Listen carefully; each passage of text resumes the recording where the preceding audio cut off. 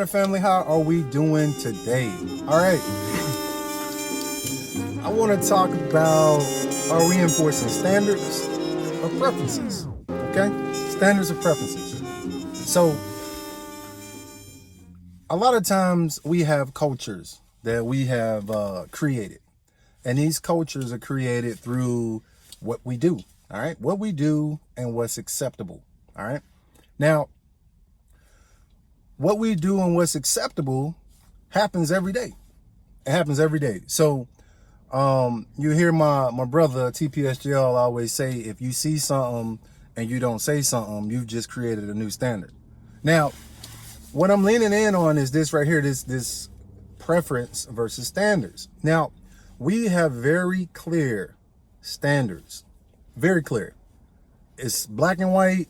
It's very clear. Anybody can read it. Anybody can find it. But yet, you have people that have preferences. Now, I get it.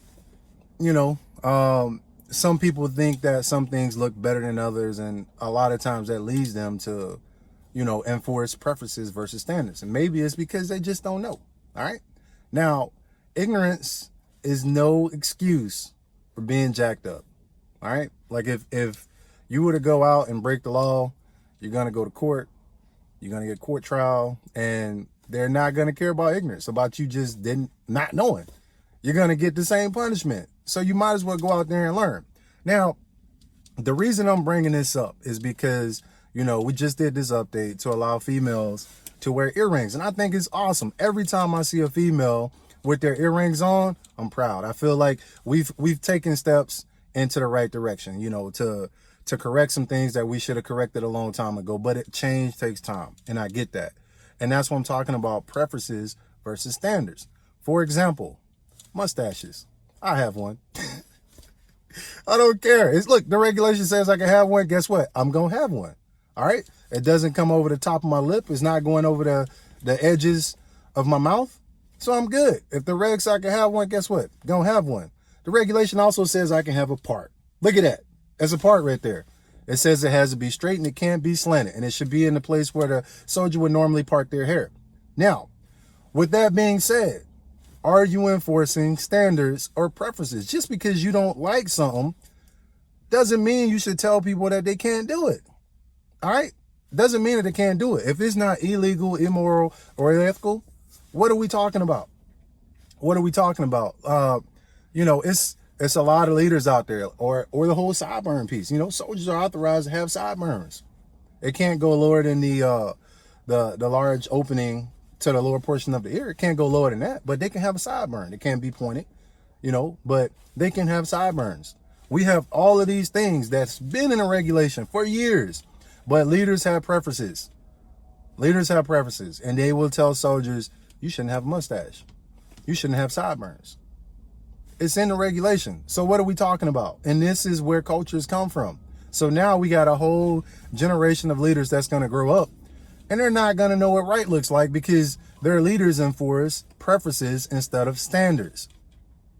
Now, when we go to the standard side of the house and we look at standards, we're wondering, these same leaders that are enforcing these preferences aren't necessarily getting into the regulation to find out what it says because they're enforcing preferences. And then we wonder why. That knowledge gap is there. That knowledge gap is there because leaders haven't been forced to research. They haven't been forced to enforce standards. This is a call to action today. Get in the books. Find out what the books say. Like I've always told my people who I've led, you can't play the game if you don't know the rules. Bottom line, you can't play the game if you don't know the rules. So get out there, get into the books, figure out what it says. And, and I think a big part of leaders not making on-the-spot corrections is because a lot of times they're not sure. They're unsure of themselves. They're unsure of what the regulation says. So they're not willing to go over there and engage in a conversation, not a screaming match. We're not tearing anybody up, but engage in a conversation that could possibly lead to future conversations. They're not willing to do it because they're not sure of themselves. All right. Now, with that being said, I'm going to go ahead and get off of here today. I just wanted to talk about the preferences versus standards? Are we enforcing preferences versus standards? And how does that affect our culture? Because your culture, that culture is going to be a legacy. And the reason I call it a legacy, because regardless of how you want to look at it, that's what you're leaving the people behind you to come into. So how are you affecting that culture? Are you creating a culture that's going to be great for the individuals that come behind you to take up and be a part of? That's that legacy. That is absolutely that legacy. What are you doing to make that culture better? All right. And that's that infinite versus finite mindset. Are you one of the leaders that's out here like, you know what? This isn't going to affect me right now, so I don't care. Are you the leader that says, you know what?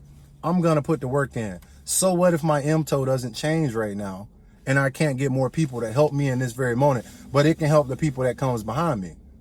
But you're supposed to be taking care of the organization, right? Past, present, and future. You're supposed to be taking care of the organization, but you don't care because it doesn't affect you right now. All right? We have to look into the future. The future is what's going to determine how successful we are. We have to give the next generation the best possible chance to win. And this is how we do it. We do it by changing the culture right now, enforcing standards over preferences. Okay? All right, everybody. Thank y'all for joining me here today. It's another beautiful day. It's a beautiful Friday morning. All right. I appreciate everybody for coming here and joining me. And as always, you matter. You are important. Don't let anybody make you feel as if you are insignificant. If you do get in that inbox, I'm here for you. The NCOPD Live team is here for you. Freestyle Every Day for Everybody is here for you. The Vision is here for you. Break Time Broadcast is here for you. Thrive Legion is here for you. All right?